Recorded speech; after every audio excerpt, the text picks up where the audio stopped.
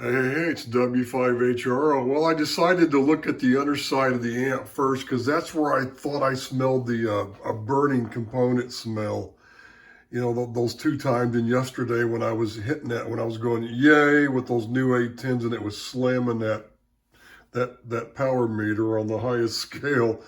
That's when I smelled it the strongest. It smelled like it was coming out of here. But I smelled around, and the only thing that I smelled that smells like that smell that I smelled was this 10 Henry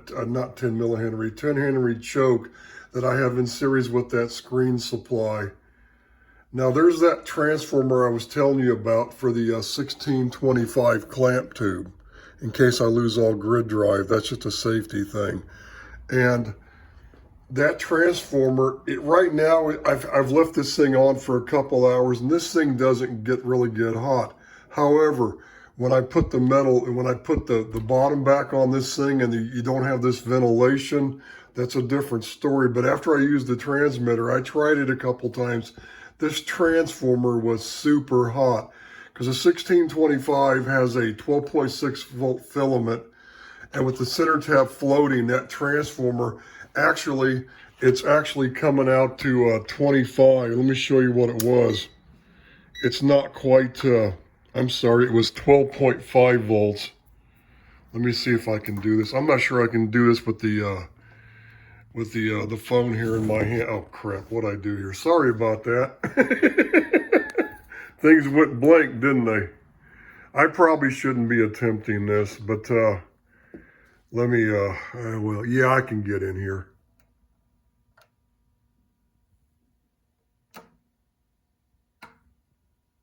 Now, see, it's even gone down lower. It started out at 12.5 something. That transformer's a little light. That should be at least, as a matter of fact, it should run a little hotter than 12.6 even, and it's not. So, I have the right transformer for it. This is the, yeah, there it is, 25.2, and it's the filament for a 1625 is 450 mils. Well, that's what that little 12.6 volt transformer is. It's 450 mils. But with the center tap floating, you don't get that full current out of it. That's the problem. It's harder on the transformer. This one, I ground the center tap and I get 12.6 volts out of it. So I think what I might do, since I smelt the smoke, I really didn't need this 10 Henry choke in here. I'm going to turn this where I've got this thing flipped over this way, so where these tubes are on the bottom side. And I'm going to probably pull this choke out and just bypass it. Then I'll have more room to mount this bigger size transformer. It'll actually fit in there. It's just going to be really tight. And since I smelled that smoke around that's only like a 500 volt choke, right? And that's basically what it is. It goes up a little past 500, but I think with the force modulation on this thing, I think that choke's kind of an issue. So we'll see, but let me see how big this thing is. And if it's going to take up too much room, I'll just pull out both of those and I'll just swap it out for this one. As a matter of fact, I think the way it is, I can go across two of the holes the way it is now. I think I can go catty cornered like one way. It would actually fit. The holes actually line up one way, so I can probably go in there and just, if I take out both of them, I can just use the existing mounting holes and I'll just put screws and nuts on the other ones just to plug them up. Like I never did finish this one. I'd changed the hole. Oh no, that's one of those. Oh no, that's different. I actually filled that in with something too.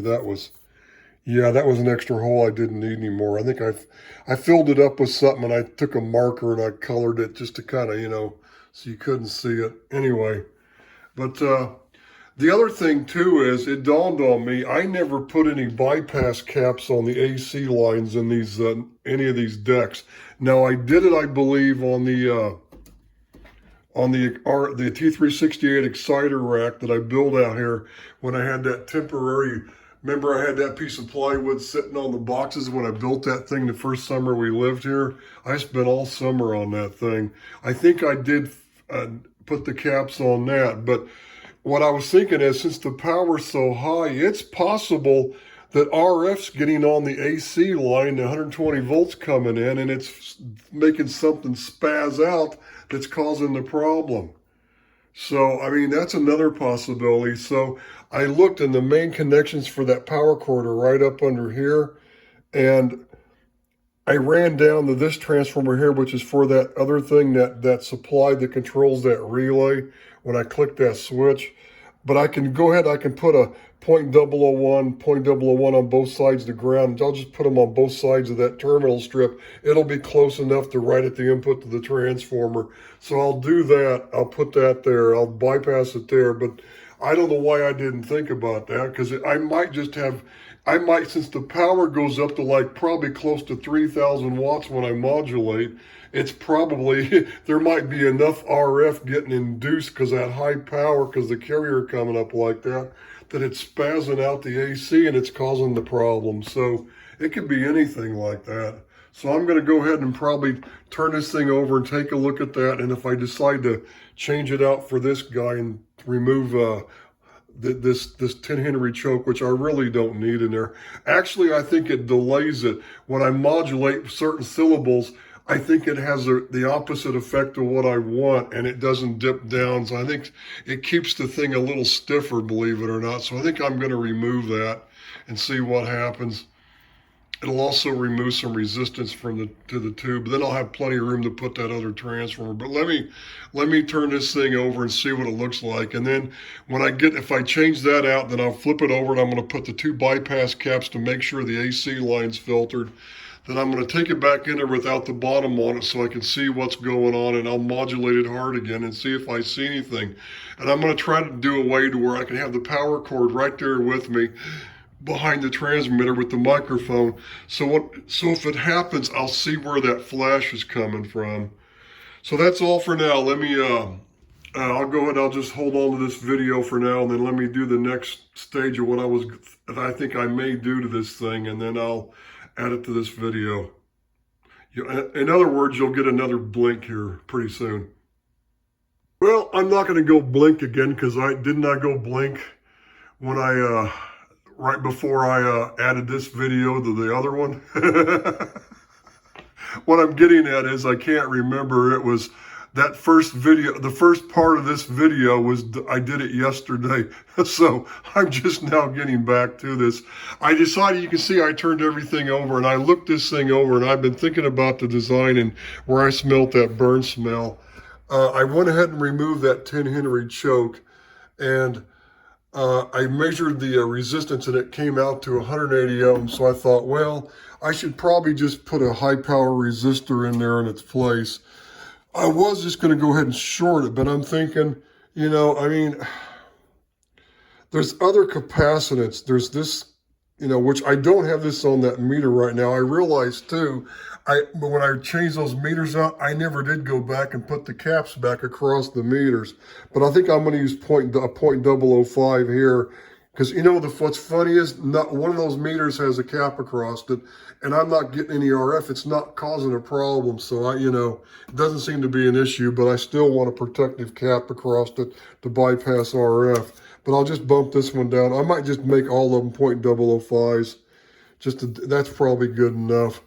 But anyway, but I was looking this thing over and I see 2 or 3 things. So I decided this is stuff I was planning on doing anyway, and I'm trying to determine where exactly that the weak link is, if it even is on this deck. But as soon as I pulled the bottom off and I had the thing on the side, I plugged it up. I couldn't tell if it was the tube smell, but it smelled when I got right here where that choke was, is when I started smelling the last remaining hint of it, because I had the thing turned off for a few days. But when I smelled it, the first thing I did was, after I plugged it in, is I took a whiff of it. I pulled the bottom off, plugged it in, let the tube start warming up, and I went around and I smelled it when I hit right here. And I went on, I smelled the heat from the tube, and I smelled this, and it smelled different. This was that smell I smelled the other night through the crack. So I think this is where the problem was. I don't think this thing can handle that kind of AC voltage on top of this is like a 500 500 volt choke, and I don't think with the AC added to it, it can really handle that kind of punishment. But I found, I was going to use a 100 ohm resistor, but I thought it's going to take a fairly high wattage one. I found some 10 ohms that they're on the way, some old ones. They're like, they're 35 watt, so I'm just going to put a 10 ohm 35 watt in series, I think, and try that first. Hopefully it won't get too warm. 10 ohms shouldn't hurt anything. And at least that'll give me a little bit of isolation, because what I'm looking at is, I realized something. My voltage divider, see, this is my design.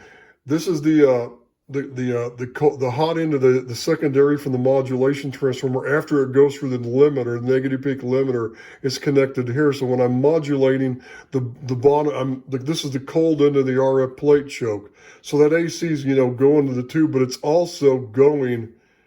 It's divided. That AC voltage is being divided by this voltage divider, and I calculated these values to give me the exact voltage I needed on the screen of the 4400 tube, and that's how it works. And then I have this clamp tube, in case you lose grid drive. What it does is a 16, this is from the T368 circuit, but which is, the tube they used was the military grade 807, and that's what I was going to put. But then when I realized, after I drilled a hole for the socket, I realized when I got the tube in, the military number in for that tube, that the base of the tube has got the metal ring around it, like a 6146 does, and it wouldn't fit through my hole. So I'm like, I'm not going to try to enlarge that hole. And I had 1625 military grade stuff, so I just used one of those, and that's what I've had in here. But I have a .001 cap going to ground. It's one of those doorknobs right there, because I wanted something on so RF wouldn't get to it. But that's only a 5 kV, so I've ordered the same one I've got here, which is a 500 puff higher kV. So I think it's like 30 kV. That's overkill though, but hey, it'll never go bad. It'll fit right there. It's easy. I'll just unscrew the one and screw the other one in its place, because I've got screws on both sides. That's how it's mounted on there anyway, the chassis and the wires. So that's going to be an easy thing. But I just got to see, my issue is how much capacitance, because of all this other stuff connected, is hanging off across this one cap here. The larger this value is, the higher that AC peak-to-peak voltage is going to be going the screen of the tube, and that's what I'm looking at. So I'm going to minimize this. I'm changing this to a 500 puff, and but the fact that I don't even have this on there yet, I'm just going to make it a .005. The fact that's in series, I think a 10 ohm resistor in that meter and the way I'm doing it, it's probably going to isolate it to where any extra capacitance on that's going to be at a minimum. So I'm trying to minimize that as much as possible. But that's what I'm doing. So I've ordered the parts for that, and the new cap for that's top of the chassis where the 1625 is. And then the other thing I realized is I never did bypass the AC line on any of these decks, and this one needs it especially. Look, there's the power cord connections right there from the AC line. No bypass caps to ground. I have nothing, and over here to this transformer, nothing. Over here to this one, nothing. And it's just something that I planned on doing, but I forgot all about it. So one of the things that could be going on now that I've got more modulator power, when I go, hey, it could just be getting on that AC line, like I said in the first part of the video that I'm attaching this one to, the first video. This is really 2 videos in one.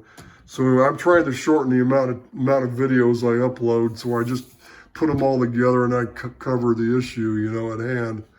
But my plan is that what's going on is not really bad. It's just, for whatever reason, it was doing it before I put that new pair of 810s in. But when I put the new pair in, I went, hey, it just blows that one fuse, and then I get a flash. And I think the flash was coming from like this side of the RF deck or just below it. It could be that oil-filled cap that I have sitting there that's part of that limiter circuit that's, on the other end of the the other end of the soft limit resistor. I did go back to my original resistor because I realized something. I went to the hot end of that resistor that connects to the limiter, and when I modulated, the voltage was hardly dropping. It was dropping about 5 volts, and I went, uh-oh. And I thought, well, I looked at it on the scope, so when I looked at it again, I realized my negative peaks weren't limited to like 90%, they were limited to like 80%. So that's why on the RMS scale, it was peaking over 1,000. It should never have been that high. So I figured that, so I increased that resistor. The problem is there's a point to where it's so big, you lose all the current from the keep alive supply. And you know, what I want is, I want that supply. I calculated out my supplies are 2,100 volts. To shave, you know, 10% off of that negative peak and make it to where it never goes below 90, it needs to be 10% of 2,100 volts, and that's what? 210 volts. So that the hot end of that resistor, that soft limit resistor, that's connected right to that 3 diode negative limiter, when I go, hey, I give it max modulation, it never drops below 210. Then all the little losses through those other diodes, and that's fine. That way it'll go just a little bit below 90%, and that'll be perfect. Some people go 93, others go 95. As long as it's limited to 90, I'm happy. But that's actually helped the way this thing operates now, because when I modulate, the plate current's not bouncing up as high as it was, so it's better. But what was funny was it wasn't hitting the rail when I looked at it on the scope. And now I haven't checked it again since I've had the new tubes in it. So that's possible what's going on. Maybe I'm hitting the rail now. That's why it's happening.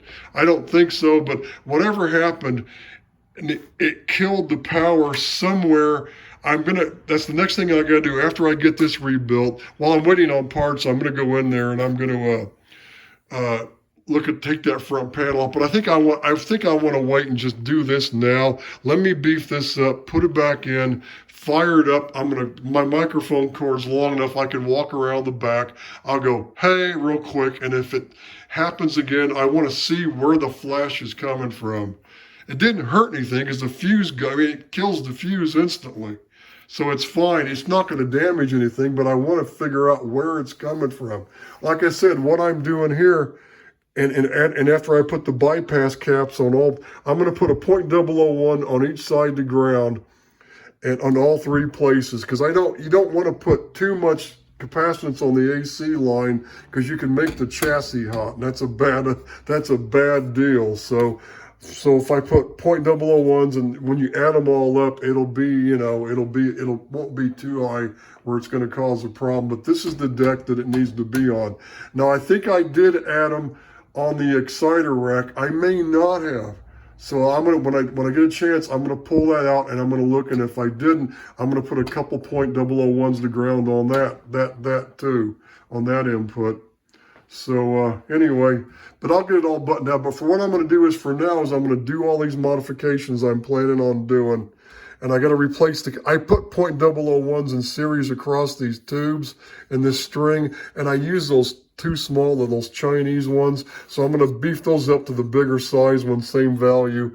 And then I'm going to, the one there where the grid where I use did I cover this yet? Or I can't remember now. I've digressed so many times. There's what I did was I put a .001, a .005, and a .01 is what I have there, but they're the too small a size. So I'm just going to put one of the big size .01s there, and I'll be done with it. So I'm just looking for any weak links, and I'm trying to beef it up. And then I'm going to, like I said, after I bypass the AC lines, I'm going to clamp some toroids on the power cable on the RF deck, all the other cables coming off the other racks. I'm going to go ahead and clamp some of the toroids on the cables, on all the other AC cables in there, just for now, and see what happens. And see if the problem's still there. Who knows? It may be this. It may be all it is. Who knows? So I just need to keep plugging away. But I got parts on order. They're going to be here in a couple days. So I'll be off the air until hopefully I'll have this all done by this weekend. I'm going to come out here again tomorrow. I want to wait till I get the resistor, because I want to get that the series, that 10 ohm series resistor in here before I wire up put the capacitors on this stuff and everything, because I won't be able to get down in there if I do that if I put those on first. So anyway, that's what I'm working on here. But this thing, man, oh God, those 810s, those new 810s. And by the way, I did order a second pair of those tubes. They're not cheap, man, but hey, if I don't get them now, they're going to be gone. And in 20 years, you know, my thought was, what happens if I wake up some morning 5 years from now and turn the thing on and one of the filaments in one of them's gone? I mean, I'm not, you know, and if I think what's happened is just like that 4400 tube that I had in here all those years, I think I may have weakened those 810s because I didn't have a heavy enough of a load on the secondary, and I might have been there may not have been enough overhead on those tubes, and I may have slowly all the years of working on the thing, making changes, I might have weakened those tubes and never realized it. So it might be the same thing as this tube was, because that power definitely came up. That meter, because it goes up to 2000, it went bam, and it just stayed there. And I unkeyed and it was just stuck there. And it took a long time for that, whatever component in there is, the discharge, where it slowly started coming off of that and coming down to zero. I'm like, holy crud, you know, holy crap. I'll just say it, holy crap. That was probably at least 3 kW peak.